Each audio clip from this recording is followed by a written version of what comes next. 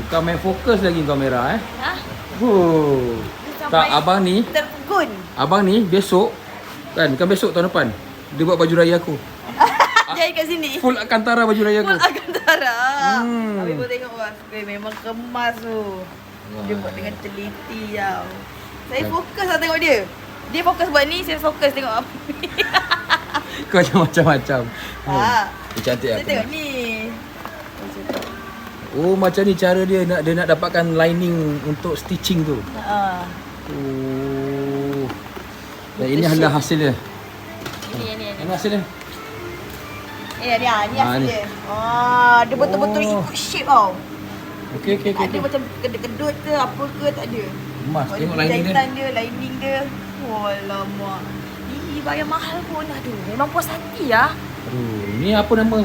Ini Apa? Top Zone Cushion. Top Zone Cushion. Korang boleh nampak dia kat sebelah ni. Sekejap. Dia kat sebelah kedai asam pedasnya. Dekat tengah pecah kan? Kau bayar? Tongkang pecah. Tengah pecah. Sebelah ni asam pedas. Korang wazir je.